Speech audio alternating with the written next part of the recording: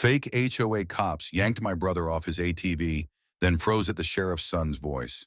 My name is Alexis Ruiz, and last Saturday was the day our quiet street in Willow Trace learned what happens when fake power meets real justice. It started like any other warm spring morning.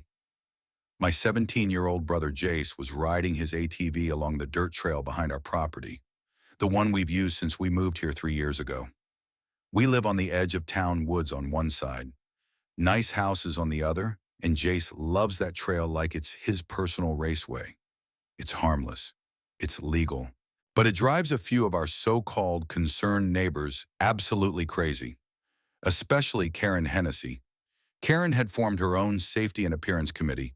Even though our neighborhood doesn't have a formal HOA, she printed her own warning notices, created uniforms with fake security patches, and even convinced two other retirees, Gary and Mitch, to patrol with her on weekends. We called them the faux authority. I used to laugh it off, but last weekend, it turned dangerous. That morning, I was trimming our front hedges when I heard shouting echo from the path behind the woods. Then a loud crunch. Then Jace's voice, panicked and sharp. I dropped the shears and sprinted.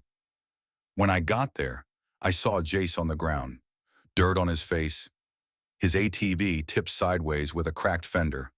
Karen had yanked him off like he was a criminal.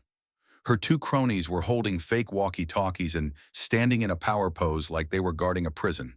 Karen was yelling something about reckless endangerment and unauthorized vehicles on HOA land. Her voice cracked with self-importance.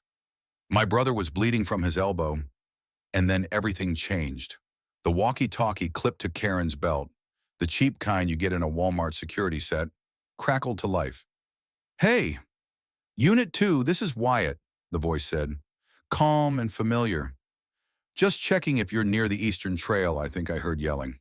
"My cousin might be back there." Karen's face turned ghost white. She didn't know the name yet, but I did.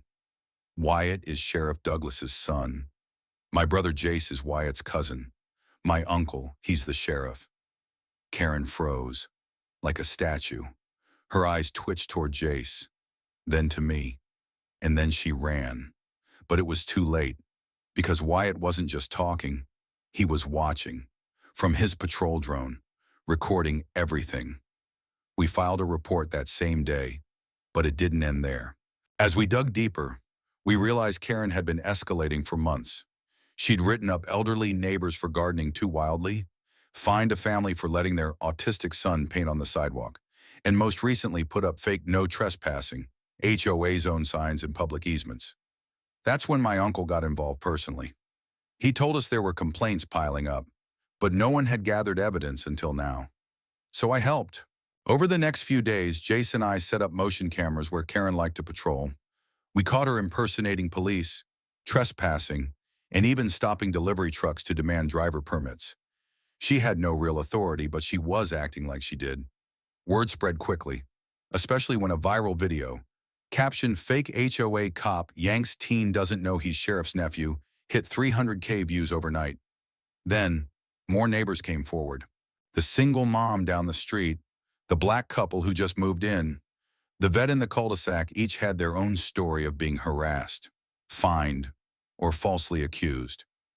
We created a digital file with testimonies, photos, and footage. Wyatt brought it straight to the county council and the sheriff's department. The backlash was swift. Karen was arrested for impersonating law enforcement, false imprisonment, and harassment. Her two officers were charged too. But the biggest shock, Karen had used community donations meant for landscaping upgrades to fund her security unit uniforms, signs, walkies, and even a decommissioned golf cart she painted black and labeled Mobile Patrol.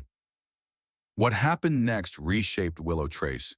The sheriff issued a town-wide statement affirming that no HOA or private citizen group has the authority to detain or ticket anyone. The county began auditing all informal neighborhood associations, especially ones with self-appointed leaders. The trail Jace loved, it's now named Jace's Way, an official recreational path maintained by the Parks Department. Even better, our community, once divided by fear, started coming together.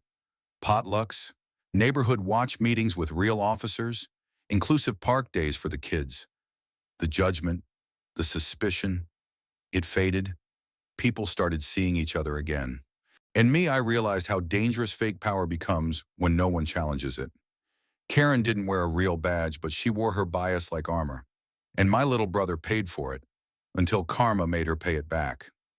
Moral: never let silence give power to the wrong people, especially when they carry fake badges and real prejudice. The end. Etern.